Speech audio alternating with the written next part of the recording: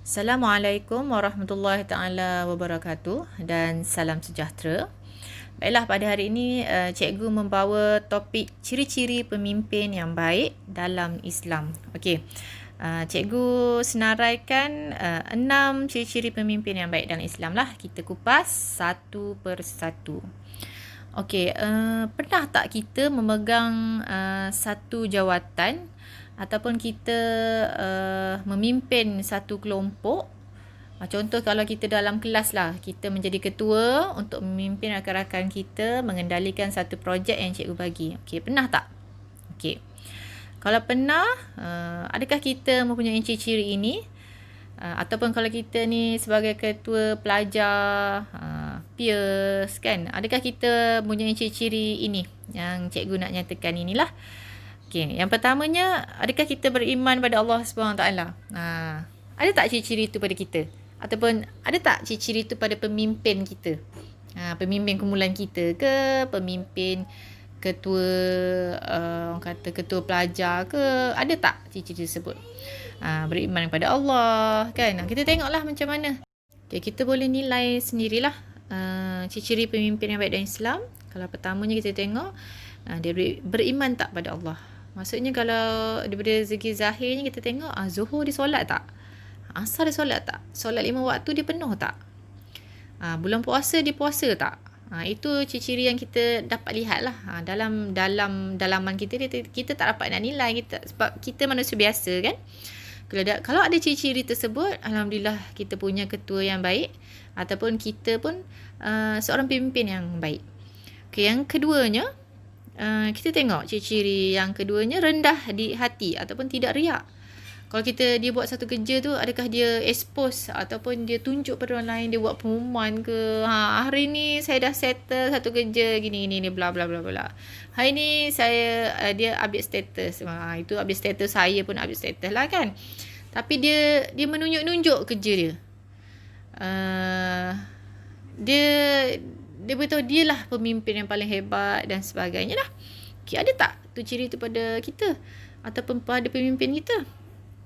Okay, seterusnya, jujur pada diri sendiri ataupun rakyat. Kalau kita ni bukan pemimpin negara lah kan, tapi kita tengok kalau kita menjadi ketua dalam satu kumpulan kecil pun, adakah kita jujur pada diri kita sendiri, pada ahli kumpulan kita? Jujur ni macam mana? Kita jujur dalam memberi. Contoh kalau cikgu bagi hadiah, kita jujur ke kita bagi sama rata dengan rakan-rakan kita lah, atau ahli kumpulan kita lah. Seterusnya kita tengok pula ciri-ciri yang keempat lah, musyawarah dalam menghadapi setiap persoalan. Musyawarah ni adalah mesyuarat lah. Setiap isu, setiap masalah kita, apabila kita berada dalam kumpulan, adakah kita buat perbincangan? Kita tanya seorang-seorang ahli kita tanya pendapat dia, adakah kita ambil kira pendapat dia, ataupun kita ni jenis veto, pendapat kita je yang nak didengari, tapi pendapat ahli-ahli kita tak dengar, seorang pun kita tak ambil. Adakah itu ciri-ciri pemimpin yang baik? Bukan. Dia pemimpin yang baik, dia mesti berbincang, dia mendengar pendapat ahli, kita bermusyawarah, kita persetujui mana pendapat yang paling baik, yang paling memberi, orang kata, memberi impak, memberi kebaikan kepada semua ahli kita. Itu adalah pemimpin yang baik. Seterusnya, ciri-ciri yang seterusnya adalah mampu berkomunikasi dengan rakyat, berilmu lah. Maksudnya daripada segi yang cikgu tengah bincangkan ni adalah dalam kelompok kecil, dalam kelas sendiri atau dalam kumpulan kamu, dia mampu tak untuk berinteraksi dengan kamu dengan cara yang baik, dengan perkataan yang baik kan. Ilmu yang dia ada tu sangat, orang kata kalau seorang ketua ni, ilmu dia memang lebih lah, dia ketokohan ketua ni lebih lah daripada ahli kumpulan yang lain, dan dia tawaduk lah kan. Okey, seterusnya,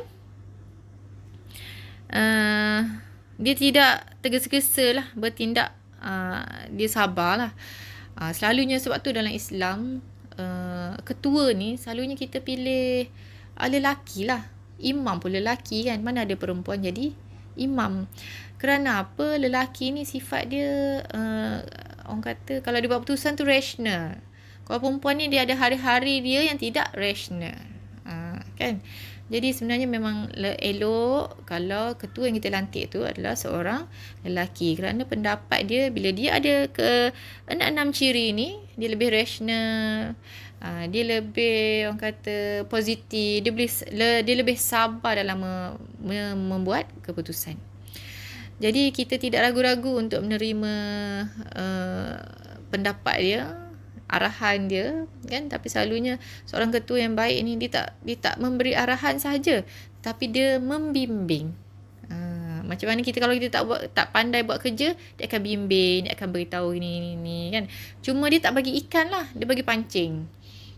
Dia tak suap je kita, tapi dia nak kita berusahalah sendiri supaya kita dapat pengalaman, supaya kita dapat ilmu, supaya kita dapat sama-sama bekerjasama dalam pasukan kita. Okey, cuma dalam dunia moden ni perempuan juga tidak ketinggalan menjadi pemimpin lah. Kita tidak nafikan ramai pemimpin terdiri daripada golongan perempuan atau wanita lah. Tidak ada masalah.